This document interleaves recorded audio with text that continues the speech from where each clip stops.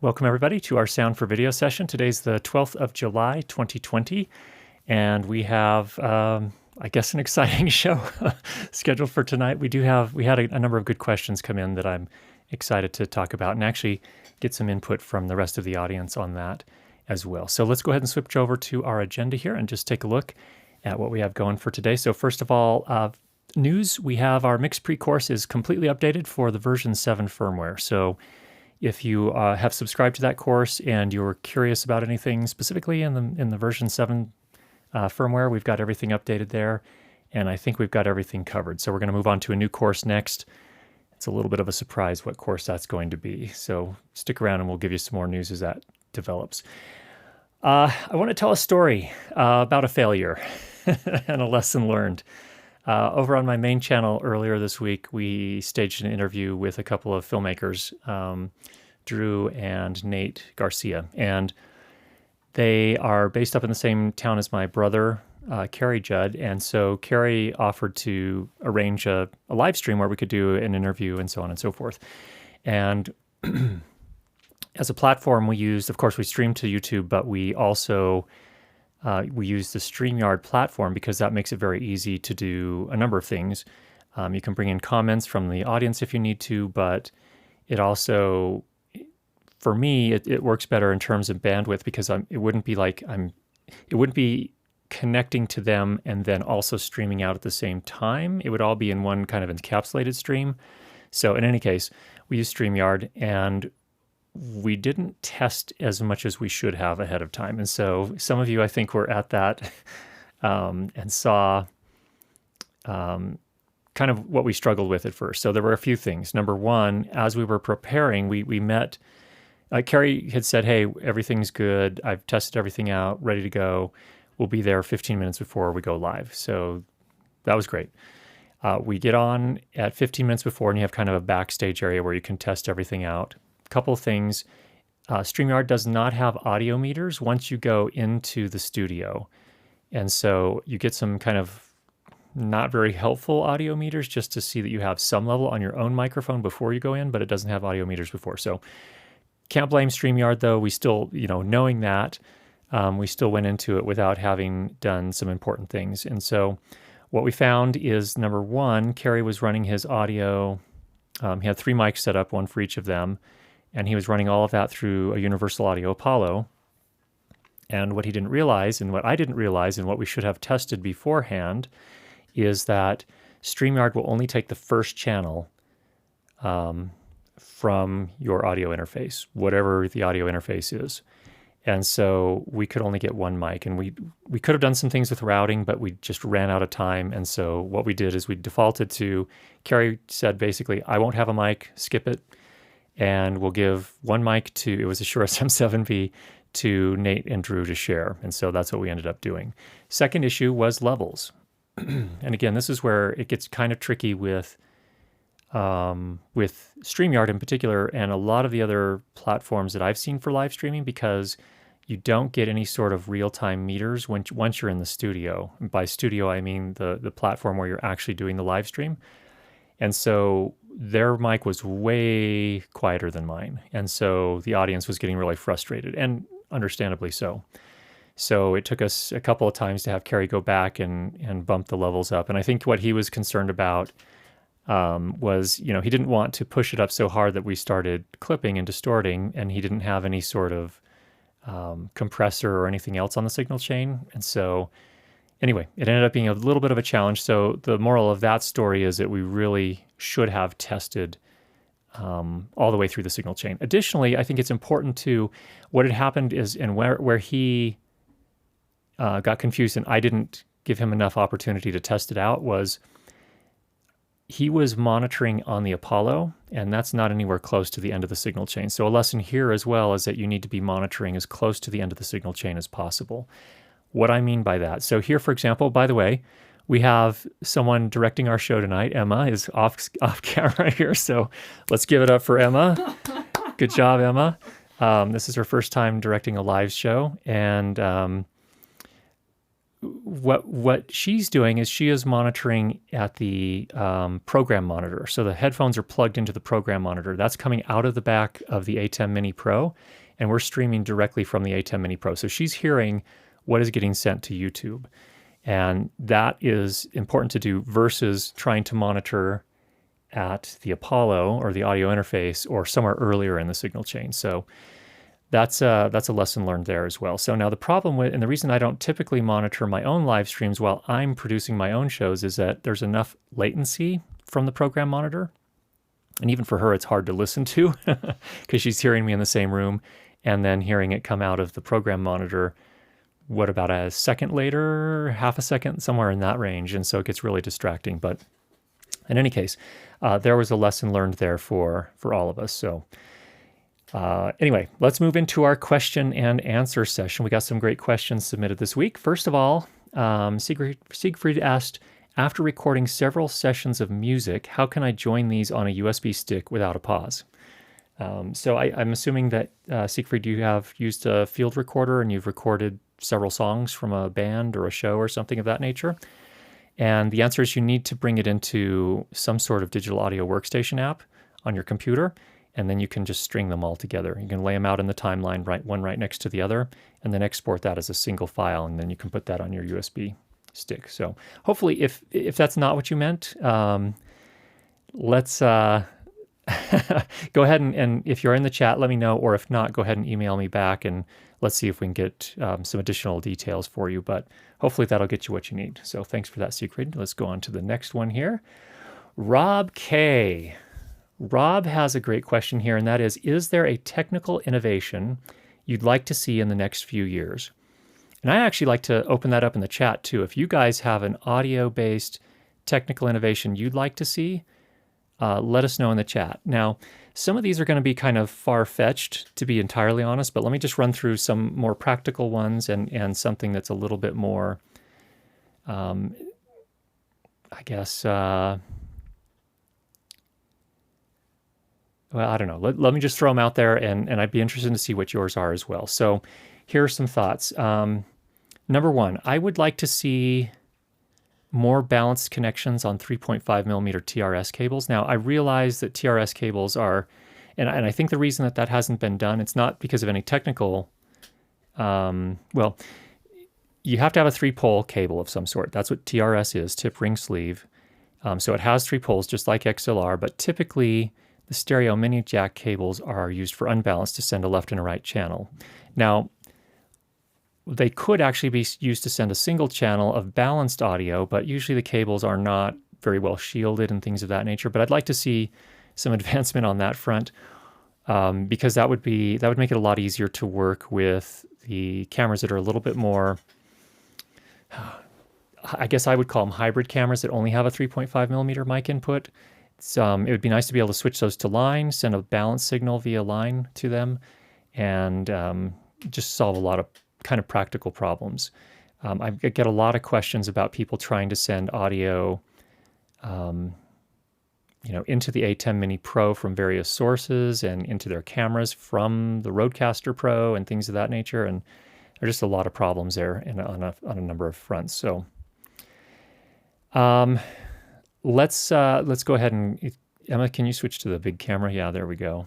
So there you go. Rowland Man was asking, can you make yourself larger on the screen and make the question smaller? So let's try making the question smaller. If you go ahead and turn on that picture-in-picture, you won't be able to read it even if it does work. No, it just puts the same thing. So that's a configuration thing. So in any case, another innovation I'd like to see is that we've already seen it with one of the wireless microphone systems in the Pro realm, and that is Wizicom released a 4-channel receiver.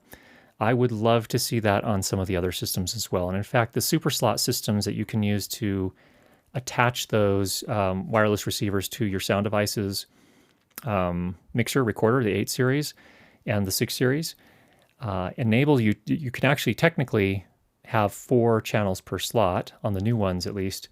And it would be nice to see more of the receivers do that. Now, there's some technology involved there, some challenges that have to be overcome and putting that many channels of wireless in a single slot. But I would like to see that certainly on the audio limited system. So hopefully we see something like that here pretty soon. I would like to see on audio interfaces more.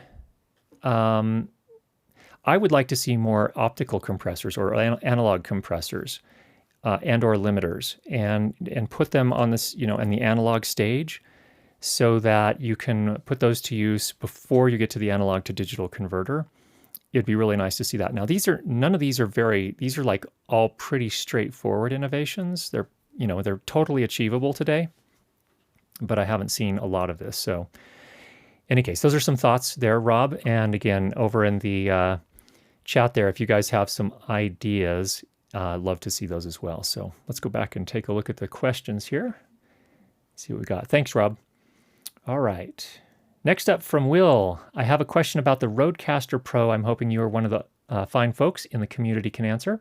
I'm currently using the Rodecaster Headphone 1 out to feed the signal into a Sony a6600, so a little hybrid camera. I've set the input of the Sony to as low as it will go, 1 on the meter, turned the volume to 0, yet I still get a constant hum, for lack of a better word, with a level of around minus 45 decibels. I'm feeding an A6600 into an ATEM Mini Pro via HDMI and can clean up the noise there, but would prefer to correct it at the source. Is there a way to deal with what appears to be a fairly hot signal from the Rodecaster headphone out in the settings somewhere I've missed? I'm waiting for a cable to test from the monitor output. Waiting for a cable to test from the monitor output that has a 3.5 millimeter TRS, so haven't explored that yet. Yeah, so Will, the trick is a couple things. Number one, headphone outputs aren't really designed to feed audio to other devices, or for interconnects, as we call them. What I would recommend instead is that you would use the monitor outputs, which are balanced outputs, and you can. What I would use is I would use an attenuator cable to get that into your camera, and I've actually seen some decent success with that. So it depends on your camera. The Sony, I would hope, would work.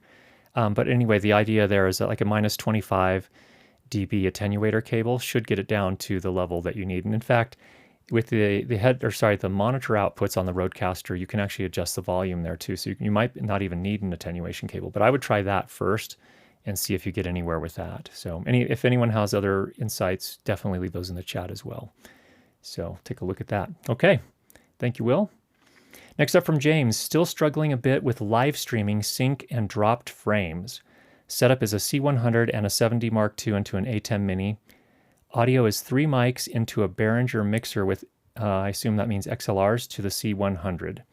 I'm using the C100 audio on the ATEM, which in theory should be sync since it's coming through the camera. So let me just pause there and talk about that a little bit. First of all, that's going to get you in sync with the C100, but it will not necessarily be in sync with the 7D Mark II. So that's one thing to consider, and that's a challenge whenever you're doing multicam, is if you're using 2 different cameras, the HDMI outputs on them may have different amounts of latency. So in this case, you'll be in sync with the C100.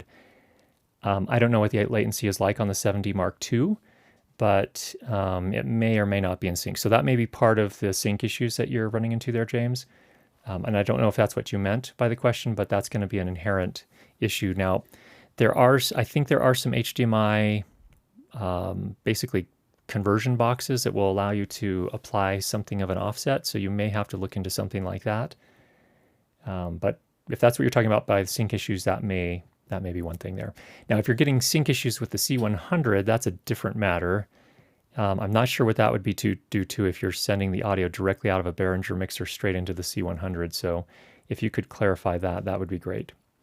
Okay, so from there, ATEM Mini is going back into a MacBook Pro running OBS. I use OBS and the MacBook Pro laptop for streaming via H.264 software encoding to Facebook Live using a stream key. OBS setting is 2500. I assume that's your bitrate. And I occasionally get jerky imagery. Any thoughts, corrections, and recommendations, hardware you can give that will be helpful? Thanks for all you do. Stay safe. Okay.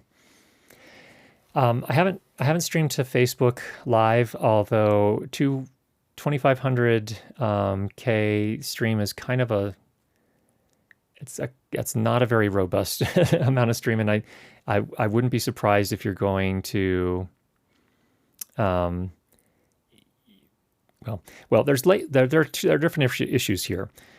The 2500K bit rate is going to be, it's just going to be lower quality, first of all. But then there's also the issue of you're talking about getting jerky imagery. That can be due to latency in your network somewhere. So I don't know what kind of overall throughput and latency you're experiencing on your network, but that's where I would look. If you are using wireless and there's any way you can go hardwired, I would recommend you go hardwired instead. So those are just definitely some things to take a look at and see if that can help solve the problem there.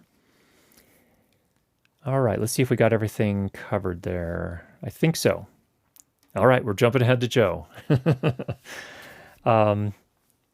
All right, Joe says, am I correct in thinking that I can edit lossless video and audio files multiple times without degrading the quality of the files? I know I will lose the edit history on the file if I edit in sequential sessions in different editors, but I am only concerned about possible degradation of the files. Well, Joe, let me just kind of start there. So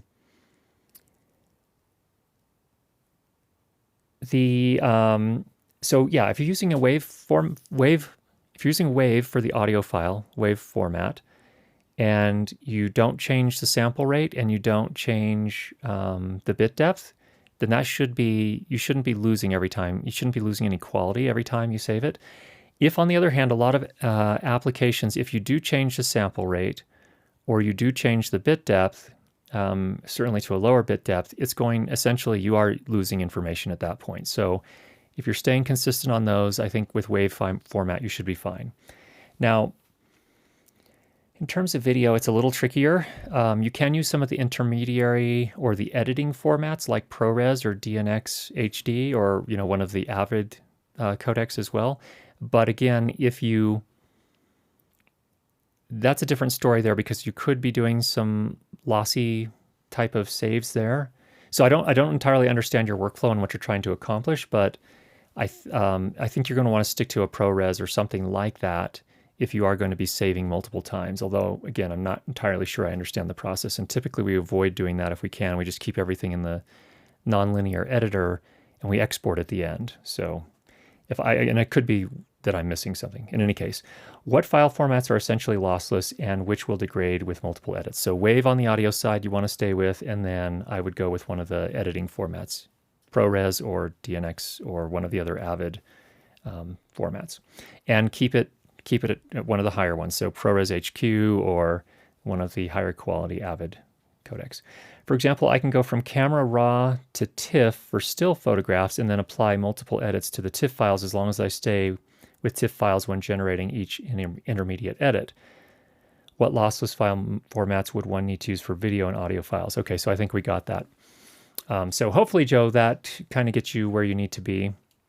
So I would stick with those higher quality formats. And if you wouldn't mind, I'd love to understand in more detail why you're exporting multiple times. Just out of curiosity, I'm curious what the kind of the impetus for that workflow would be. So there we go. Thank you, Joe.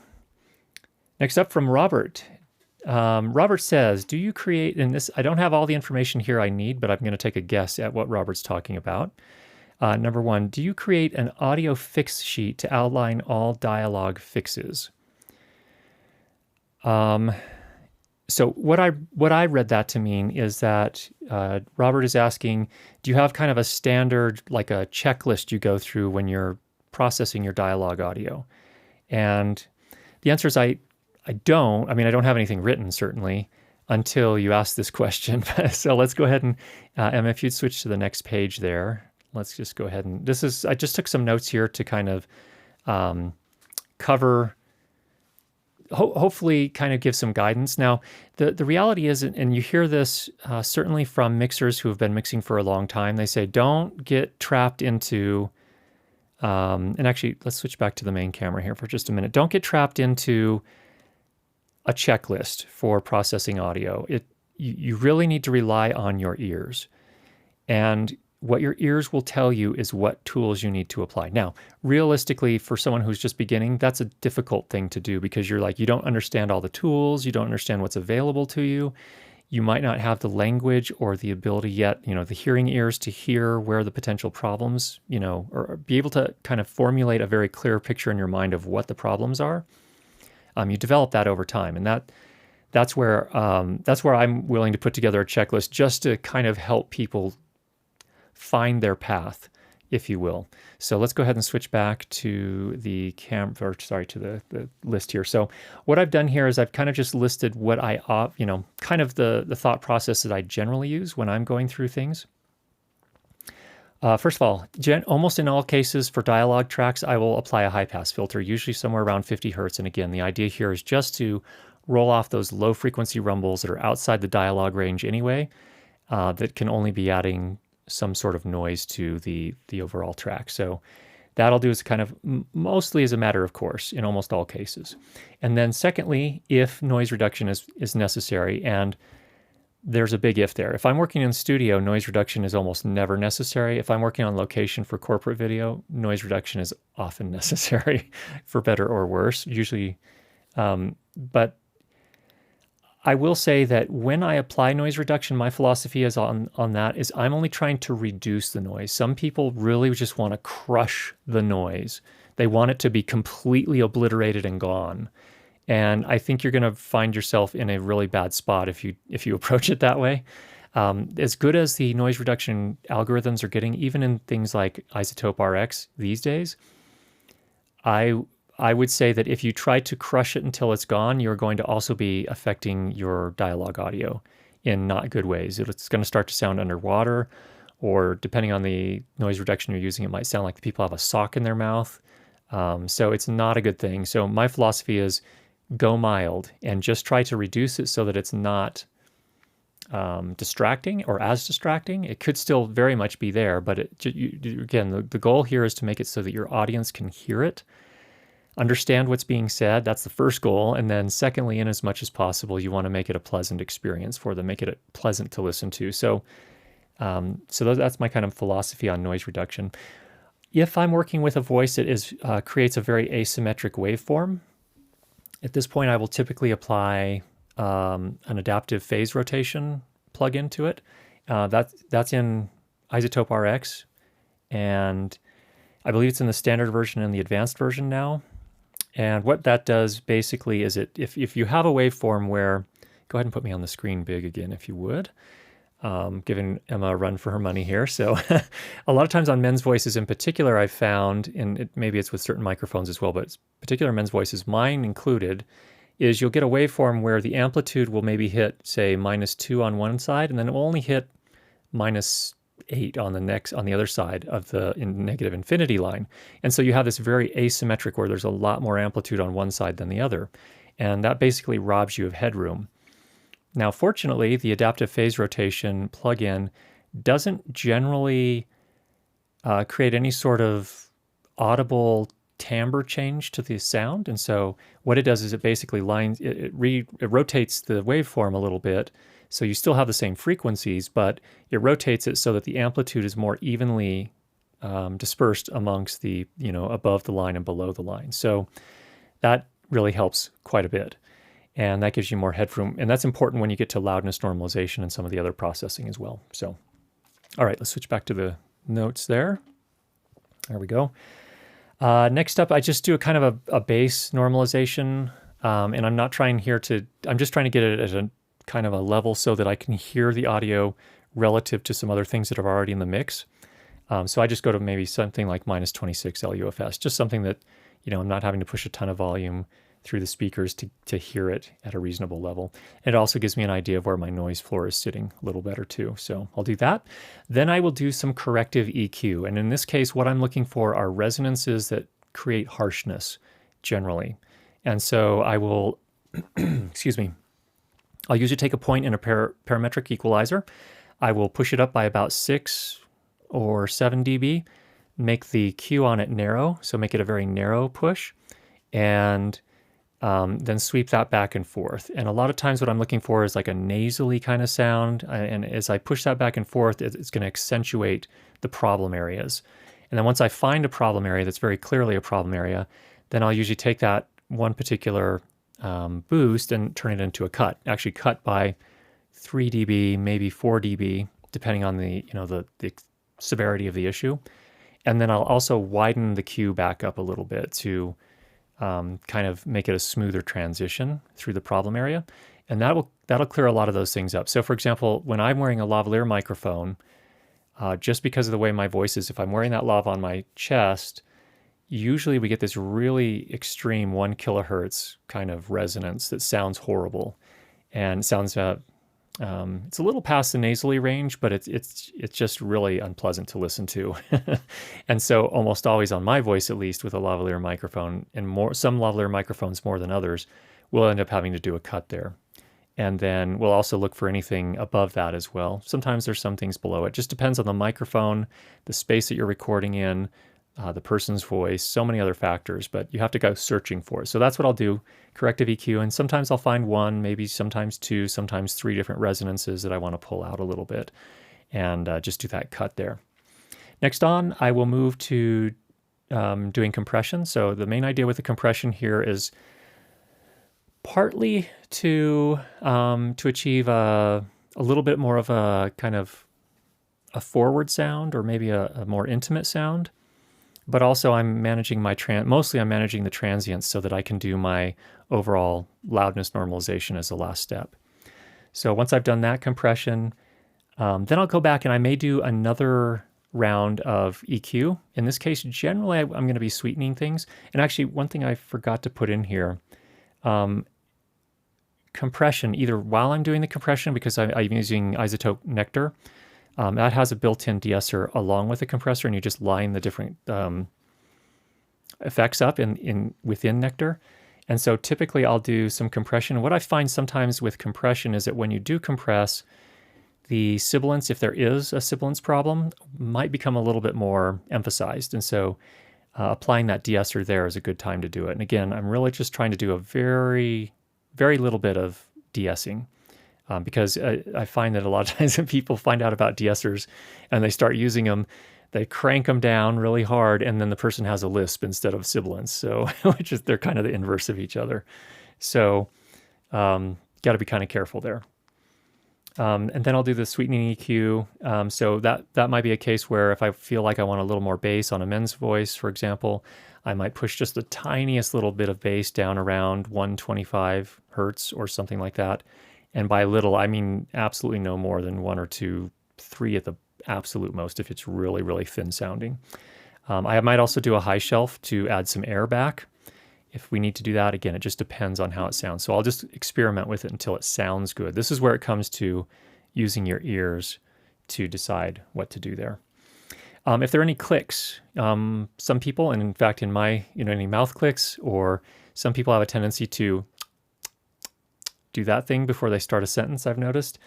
I will run through and do any declicking that I need. Now, the declicking is a little bit interesting. A lot of people assume, well, I've got this 15-minute interview, I just run declick on it and it'll catch all the declicks. Well, no, you don't want to do that, because that can get some things that it shouldn't be getting as well, because there are some consonants that will have that sound. So you actually have to go find them.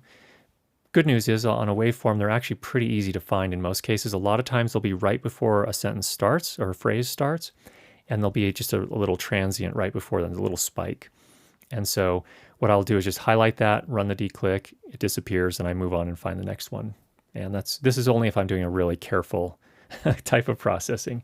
I'll also do a deep breathing. The deep breath in iZotope RX is also very good. It is, in my opinion, better than a gate or an expander, because what it does is it actually detects breaths based on not only the difference in overall amplitude, but also based on the kind of the frequency. I guess it's looking for the frequency as well of a breath. So it's a little bit better at intelligently identifying what's a breath and what's not a breath, and then just reducing the breaths. And again, the goal here for me is not to eliminate them, because then it starts to sound unnatural, but just to make them so they're not so prominent. And usually they become much more prominent once you've done compression and normalization. And then, of course, as the very last step, I loudness normalize to the target that I'm aiming for. So again, if I'm going to Web -16 LUFS for a stereo track, or if I'm going, for example, to a theater in the United States, I'd probably target somewhere closer to -24. LUFS. And the thing here is, let's go ahead and go back to the camera here. I think the thing here is that there's a trade-off here. So generally people, when they first get started, might think, oh, louder's better, right? Yay, let's go louder. Well, there's a trade-off for going louder. When you go louder, you're giving up dynamic range. Now, that's an okay trade-off if you have an audience that's going to be listening on a mobile phone, in a car, in an airplane, again, on these consumer devices in not very good listening environments with earbuds, or even worse, just out of the speakers on the phone. Dynamic range isn't going to matter a lot if they can't hear you. So in those cases, that's why going to the web, or going to, if it's going to be consumed on mobile devices, I'll typically target minus 16 LUFS, which is fair bit louder than minus 24. Now, if you're in a theater, minus 24 makes more sense, because then you get to retain some of that dynamic range, which gives you more, sort of creative expression capabilities. And so that's where it's kind of a trade-off. So in an ideal world, I'd never have to loudness normalize above minus 24, but that ideal world would involve everyone being able to listen on high-quality speakers or headphones in a quiet listening environment, and so on and so forth. And we know that's not reality for a lot of content. So there are some thoughts there. Okay, was that our last one? That was our last one. Okay, very good. If you have a question you'd like to drop into the chat, if you could just prefix it with @CurtisJudd. I also have another story to tell before we get into those questions. And that is, last week, some of you may have noticed, but nobody said anything, that my audio was clipping in our Sound for Video session. Raise your hand if you noticed that. Emma, did you raise your hand? I wasn't here. Okay. And it turns out that on investigating that issue, I didn't realize that. It turns out that it was Ecamm Live doing something in its black box that I couldn't figure out. So we have fired Ecamm Live for now, and we're streaming directly from the A10 Mini Pro today. Hopefully that solves the problem. I did do another stream directly from the A10 Mini Pro, and it didn't have that problem. So hopefully that's the case as well today. But until that problem is solved, we don't have the ability to put your comments up on the screen for the time being. So I'm going to do my best to find them here. So I've got some. I'm going to look for the items that are addressed directly to me at @CurtisJuddAudio. So if you want to ask a question, if you could just prefix it @CurtisJuddAudio, then I'll be sure to see those. So let's just run through here really quickly. First, Ken Goodwin, do you find the compression prior to using iZotope's D-Click or D-Breath is cleaner sounding? Do you find compression prior to using D-Click or D-Breath is cleaner sounding?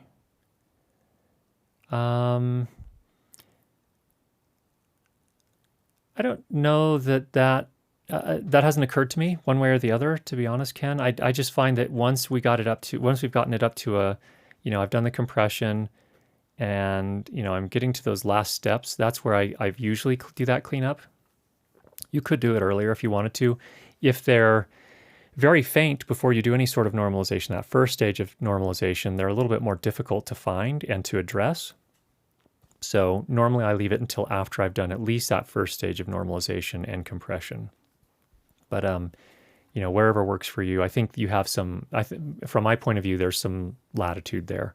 These are not, like a D-Click and the D-Breath, to me, don't seem like they're super important to do within a certain order of operations. To me, it's okay. I found it works okay for me to do them where I do them, which is a little bit later in the processing stage. All right, next up from Rob. Regarding D-Breath, I've gotten in the habit of leaving breaths that aren't interrupting the flow in. Seems to feel more real. And I agree 100%. I try not to cut out all the breaths. I think a lot of times that makes it end up sounding more artificial. So be really careful with that. To me, it makes more sense sometimes to shorten the breaths a little bit. So if it's a really long breath and it doesn't necessarily, if that long breath doesn't say something in regards to the story, then I think it's okay to shorten it up a little bit, potentially.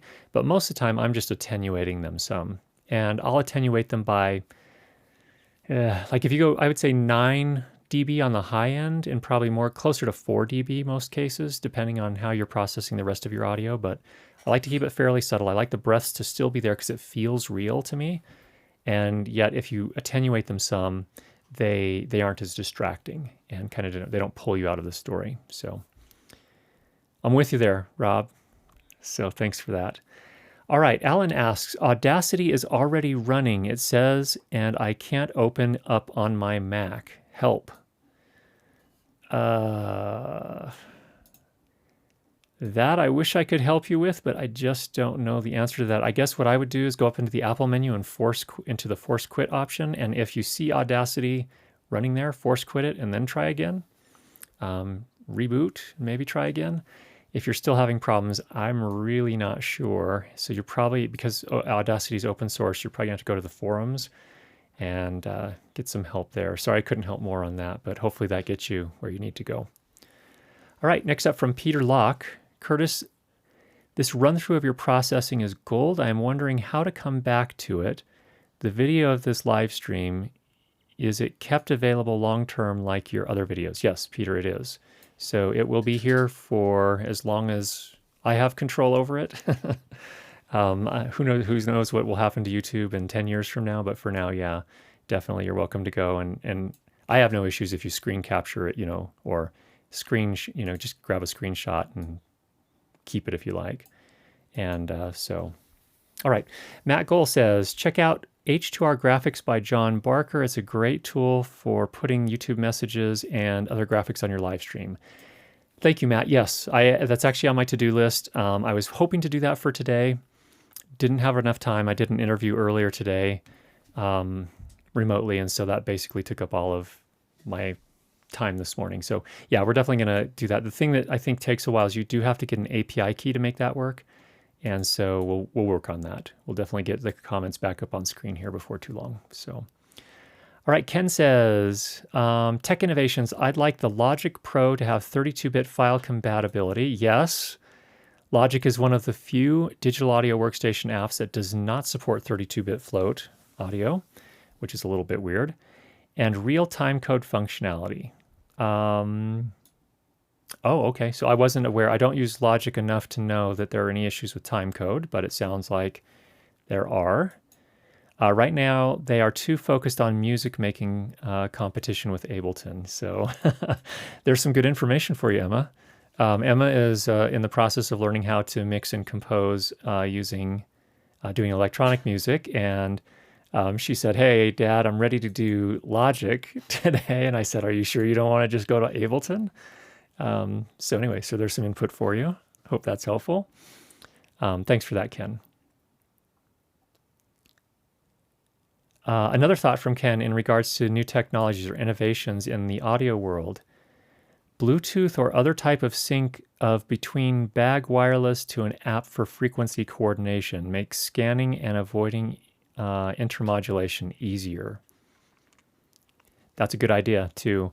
That's something that typically I don't have to do a lot of, but I know a lot of people do. So Lloyd, who is here or was here, works in the pageantry arts, so drum corps and drum bugle corps. And so in those cases, they're working in stadiums and they have to do plenty of frequency coordination. They're also running a lot of channels, somewhere in the realm of, when we talked before last season, I think, Lloyd, you said something like 18 or 19 channels of wireless.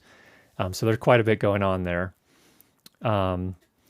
So yeah, definitely that makes sense. That's interesting. So there is the issue of Zaxcom, I believe, having a patent on potentially on some of that. So it would be nice to see some changes there. But so anyway, there's some thoughts on that one.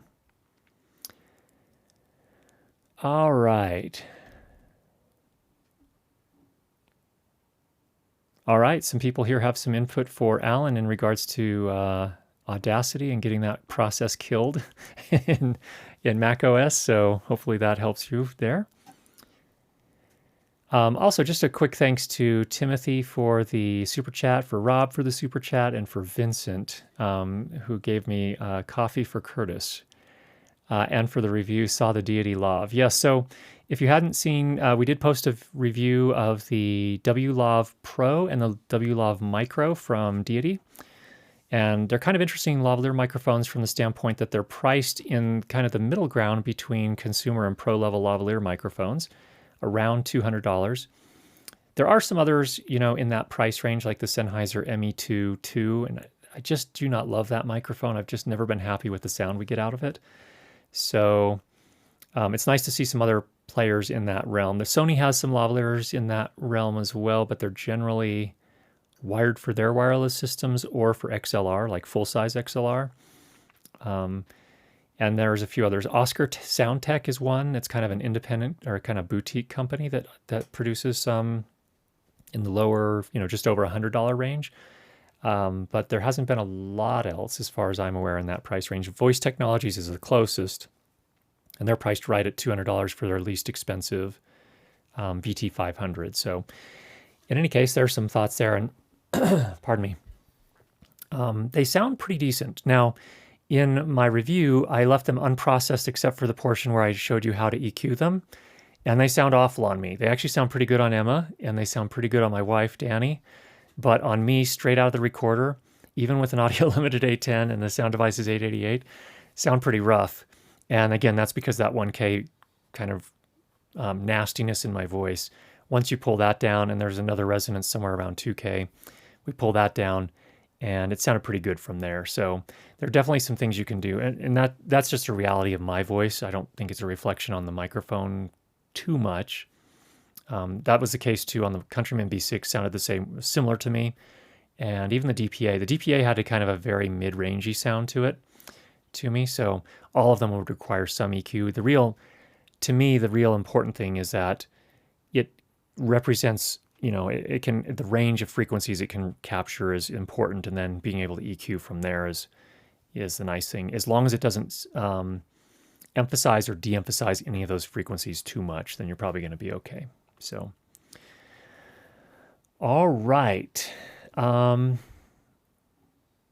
Let's see here. Any other questions that have come in yet? No, nothing yet. Okay.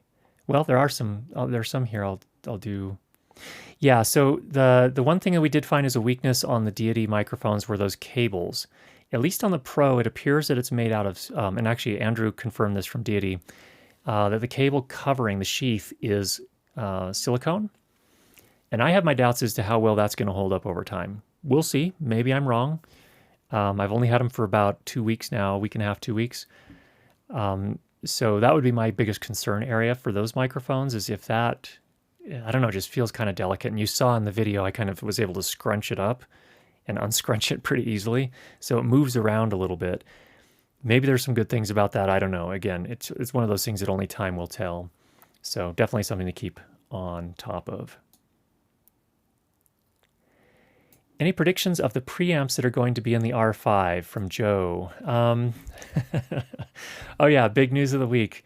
Was there a new camera announced, or maybe 2 new cameras announced? If you go onto Twitter, it's like there's a holy war taking place over the Canon R5 and the R6 new mirrorless cameras that are capable of shooting 8K video internally, RAW, with some limitations due to overheating potential and just the 29-minute, 29, almost 30-minute limit. For whatever reason, they still put those in cameras. I don't understand. But in any case, I have no idea what the preamps are going to be like. I would guess that they're going to be similar to their more recent model cameras, which means they're decent.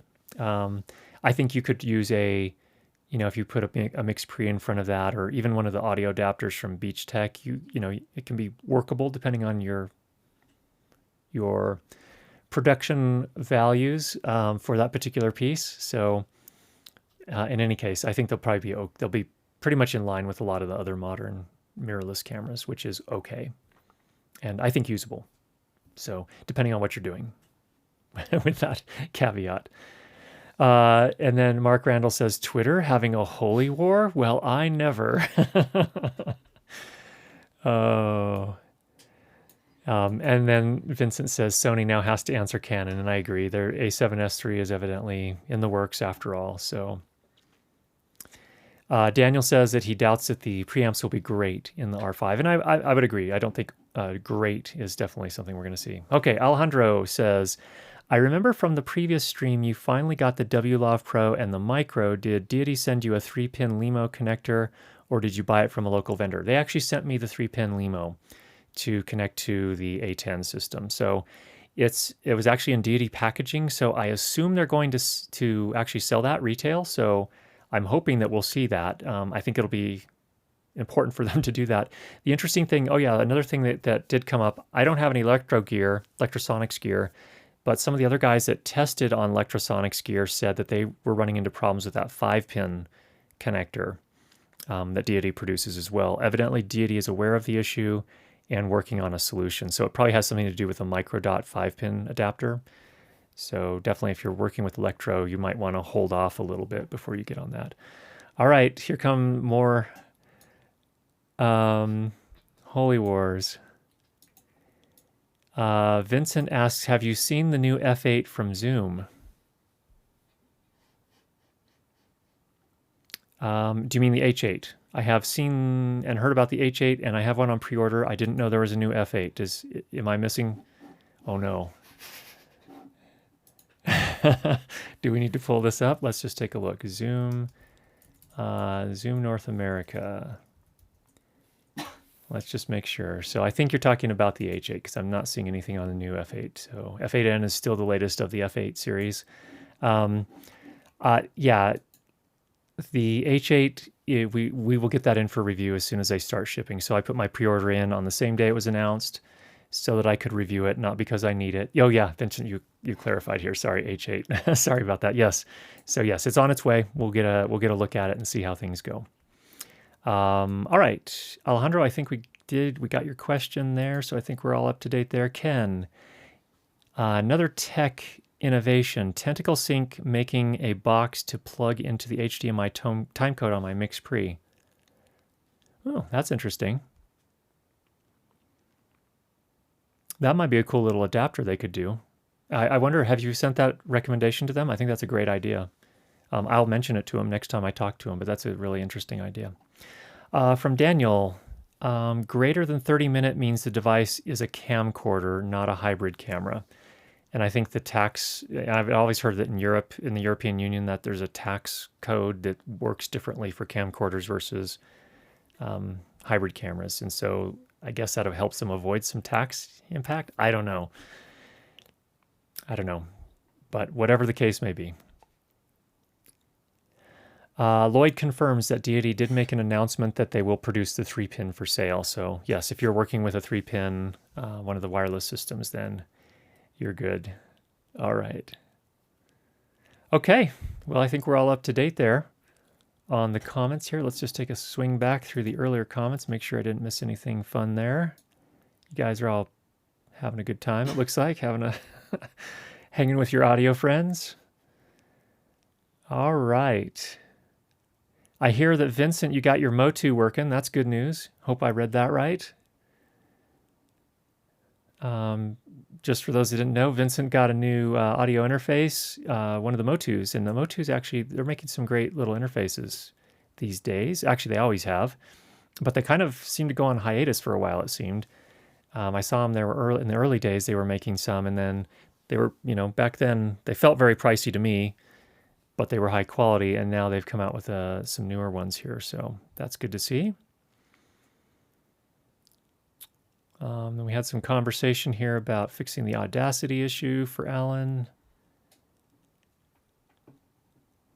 All right, I think we're... Oh, Lloyd says, here's some other interesting things here. Ken says, the Garcia brothers was still a great learning experience for us. Fail again, and fail better next time. That's right. I mean, the interview came through. It was just painful for the first 10 or 15 minutes, and I was sweating bullets here, and I know Carrie was as well. But you're right. Fail better next time. And Daniel says, yeah, it was quite disappointing overall until you got it sorted out. So some hand claps for Emma doing the show. How's Emma done so far? Do you think she's hired? Should she be hired on all the future shows? Can I say something? Oh, she'd like to say something. She's not going to be on camera, but she's going to say something. I think the H8 is pretty great, and I think it's pretty great that it's the H8 That was a lot more rhyme than I meant. I'm sorry. But anyway, it's great that it's the H8 because it's very arachnid looking. Arachnid. Yeah, that's all. Okay. All right. Thank you for that, Emma. All right. But there's some other ideas here in the chat. Matt asks, and Matt, I know we've talked about that. So is there no good way to monitor a live stream on your own, meaning without an Emma? The problem is there's always latency in my experience. Now, on some of the higher end professional systems, perhaps there's less latency and it would be less distracting, but on the consumer level gear, not that I've seen. There's just so much latency in these that, especially if you're working with a camera that has an HDMI output, there's just that interface just generally has latency. So unfortunately, it seems like a reality of that particular system, unless someone else knows of another way. Lloyd says, I would like to see, back to the tech innovations in the audio world, I'd like to see an IFB system based on IP so we could send audio to personal phones and tablets. That's brilliant, Lloyd. That's a great idea. So for those that aren't familiar with what Lloyd's talking about there as far as IFB is just a way to send audio out from the audio mixer to the various parties that need to be able to hear on set. And Lloyd is proposing that there'd be an IFB system that, rather than sending it to a dedicated transmitter that you have to purchase, just being able to send it over, wireless IP somehow to a phone or a tablet. That would be very cool. That's a great idea. Ken brings up it'd be nice to have Logic do 32-bit float. We covered that. Okay. Adventure Widely. In one of your vids, you said your sound job was saved as you could switch from 2.4 gigahertz to an analog pack with RF interference. What do pro sound guys do when all they have is a bag full of Lectrosonics? Well, Lectrosonics does not transmit on 2.4 gigahertz, so they're using some of the UHF frequencies, which are reserved for this type of use, wireless microphones. So they have a pretty wide band of different frequencies within that range that they can use. So that's the thing with 2.4 gigahertz. Within 2.4 gigahertz is actually a range, but it's a relatively small range, and it's shared with Wi-Fi. And so there's only so much space to move around. And the systems that use 2.4 gigahertz do that automatically. You don't get to choose within the 2.4 gigahertz range which particular channel it uses there. So that's where the problem comes in. With the UHF systems, whether they're digital or not, if they're transmitting in the UHF range, then you can choose which frequency you're going to use. And so it's not as it doesn't take care of itself. So there's definitely a little bit more work, but you do have a lot more freedom. And if you're having a persistent problem with a particular frequency, you can just move to another frequency.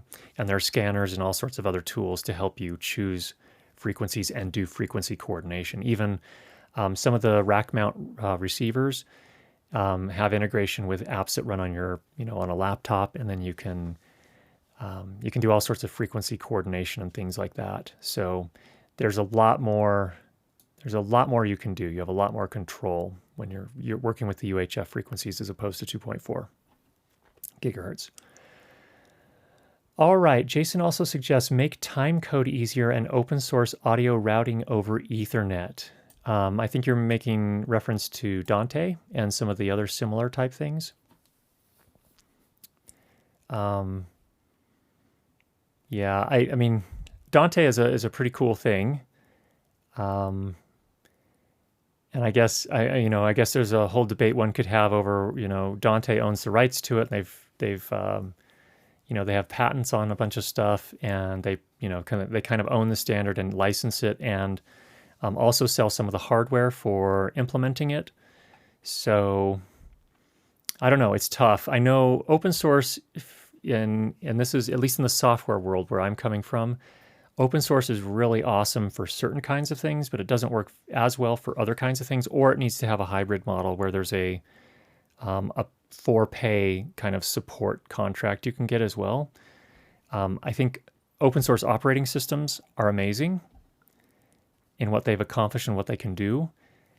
End user apps in open source, when you just don't have enough like worldwide momentum behind a particular thing makes it a lot more challenging. So I've just found a lot of the like open source apps, at least on Linux, it seemed like a lot of them were really immature, and a lot of times there were problems where someone, you know, devoted a bunch of time and effort into developing a really cool app that was on its way to greatness, and then they got a new job and were really busy and couldn't do anything with it anymore and kind of abandoned it. So it's a challenge. I mean, I like the idea of open source, but I think there's some challenges as well. One thing that Rallenman suggests in regards to the question on outputting from the headphone output on the Rodecaster Pro into your Sony a6600 is, he said, try inserting an isolation transformer in the headphone output to break a possible ground loop between the camera and Rodecaster, available on Amazon. In fact,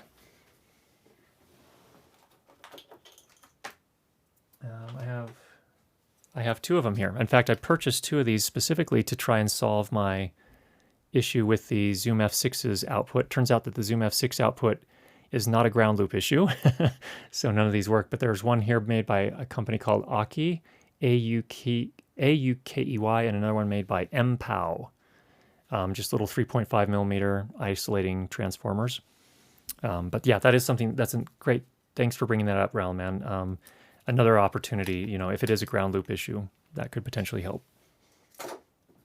All right, back into the chaos drawer of cables. All right, let's see here. Here's a great idea. Mark says, another tech innovation, support for universal software plugins for field recorders, open source tools instead of crazy priced vendor plugins. That is a wonderful dream. I hate, I'm not going to say it. Never mind. I was just going to say, I think it's going to be a challenge because for example, Sound Devices owns the platform. And so they invested the research and development to create the plugins. And I realized, like the Noise Assist, for example, $600 on the 8 series, $300 on the Mix Pre series. It's some money. It's some spend. And anyway, yeah, but it's a good idea, definitely. Alan talks about the Crypt Hi-Fi ground loop isolator. That's another option out there. Vincent gave us the good news that he got his replacement Motu interface, and it works great after you were troubleshooting with the Motu techs of some things they missed. Okay, good. All right, I think. Oh, wait. Emma, you got this. Yes, good job on the production. Thank you. Clapping for Emma. Curtis, any news on the Premiere Pro linear time code metadata thing from Ismar? I'm so sorry. I have not heard anything back from anybody on that. So unless somebody here tonight has heard anything, I have not. So, yeah, unfortunately. Okay. Talk about a receiver, how good it has to be in image rejection, selectivity, and so on. 2.4 gigahertz is a pain. FCC is taking all that bandwidth away. Did us no favors. That's true. So they're making room for 5G there. Okay, and then okay, I think we're all good. Well, everybody, thank you so much for joining us today. I hope you get out there and get an opportunity to make some great recordings and do some awesome mixing. If you have any questions, you know where to reach me. I'm at curtis@learnlightandsound.com. We'll also see you on YouTube. So get out there, make some great sound. We'll talk to you again soon.